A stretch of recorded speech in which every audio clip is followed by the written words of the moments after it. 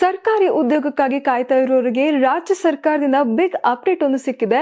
ರಾಜ್ಯದಲ್ಲಿ ಒಟ್ಟಾರೆ 72,000 ಹುದ್ದೆಗಳ ನೇಮಕಾತಿಗೆ ಸರ್ಕಾರ ಕ್ರಮ ಕೈಗೊಂಡಿದೆ ಎಂದು ಗ್ರಾಮೀಣಾಭಿವೃದ್ಧಿ ಮತ್ತು ಪಂಚಾಯತ್ ರಾಜ್ ಸಚಿವ ಈಶ್ವರ್ ಬಿ ಖಂಡ್ರೆ ತಿಳಿಸಿದ್ದಾರೆ. ಬೀದರ್ನ ಜಿಲ್ಲಾ ನೆಹರು ಕ್ರೀಡಾಂಗಣದಲ್ಲಿ ನಡೆದ ಸ್ವಾತಂತ್ರ್ಯ ದಿನಾಚರಣೆ ಕಾರ್ಯಕ್ರಮದಲ್ಲಿ ಧ್ವಜಾರೋಹಣ ನೆರವೇರಿಸಿದ ಬಳಿಕ ಸಚಿವರು ಮಾತನಾಡಿ ಗ್ರಾಮೀಣಾಭಿವೃದ್ಧಿ ಮತ್ತು ಪಂಚಾಯತ್ ರಾಜ್ ಇಲಾಖೆಯಲ್ಲೂ ಉದ್ಯೋಗಾಕಾಂಕ್ಷಿಗಳಿಗೆ ಗುಡ್ ನ್ಯೂಸ್ ನೀಡಿದ್ದಾರೆ. ಹೊಸದಾಗಿ 1,400 ಹುದ್ದೆಗಳ ನೇಮಕಾತಿಗೆ ಶೀಘ್ರದಲ್ಲೇ ಅಧಿಸೂಚನೆ ಹೊರಡಿಸಲಾಗುವುದು ಎಂದು ಸಚಿವರು ಘೋಷಿಸಿದ್ದಾರೆ. ಇನ್ನು ರಾಜ್ಯದಲ್ಲಿ ಪ್ರತಿದಿನ ಸುಮಾರು 5 ಲಕ್ಷ ಜನರಿಗೆ ಉದ್ಯೋಗ ಒದಗಿಸುವ ಅವಕಾಶವಿದ್ದು, ಇನ್ನು 1.5 ಕೋಟಿ ಮಾನವ ದಿನಗಳ ಉದ್ಯೋಗ ಸೃಷ್ಟಿ ಸರ್ಕಾರದ ಗುರಿಯಾಗಿದೆ ಎಂದು ಈಶ್ವರ್ ಖಂಡ್ರೆ ತಿಳಿಸಿದ್ದಾರೆ.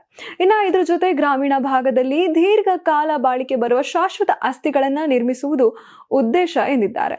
ಇನ್ನು ಗ್ರಾಮೀಣ ಸ್ಥಳೀಯ ಸಂಸ್ಥೆಗಳ ಚುನಾವಣೆಗೂ ಸಿದ್ಧತೆ ನಡೀತಾ ಇದ್ದು, ಇನ್ನು ಕ್ಷೇತ್ರ ಪುನರ್ವಿಂಗಡಣೆ ಪ್ರಕ್ರಿಯೆ ಅಂತಿಮ ಹಂತದಲ್ಲಿದೆ.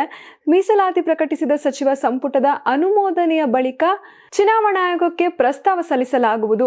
ಈ ವರ್ಷಾಂತರದೊಳಗೆ ಎಲ್ಲ ಗ್ರಾಮೀಣ ಸ್ಥಳೀಯ ಸಂಸ್ಥೆಗಳಿಗೆ ಚುನಾವಣೆ ನಡೆಸುವ ಗುರಿ ಹೊಂದಲಾಗಿದೆ ಎಂದು ಸಚಿವರು ತಿಳಿಸಿದ್ದಾರೆ. ಇನ್ನು ರೈತರಿಗೆ ಅನುಕೂಲವಾಗುವುದ ಮತ್ತೊಂದು ಯೋಜನೆ ಬಗ್ಗೆ ಸಚಿವರು ಮಾಹಿತಿಯನ್ನು ನೀಡಿದ್ದು, ರೈತರು ಬೆಳೆದ ಬೆಳೆಗಳನ್ನು ಸುಲಭವಾಗಿ ಮಾರುಕಟ್ಟೆಗೆ ಸಾಗಿಸಲು ಹೊಲ ಗದ್ದೆಗಳಿಗೆ ಸಂಪರ್ಕ ಕಲ್ಪಿಸುವ ಉದ್ದೇಶದಿಂದ ನಮ್ಮ ಹೊಲ ನಮ್ಮ ದಾರಿ ಯೋಜನೆಯಡಿ ಮೊದಲ ಹಂತದಲ್ಲಿ 100 ಕಿಲೋಮೀಟರ್ ರಸ್ತೆ ಅಭಿವೃದ್ಧಿಪಡಿಸಲು ಚಿಂತನೆಯನ್ನು ನಡೆಸಲಾಗುತ್ತಿದೆ.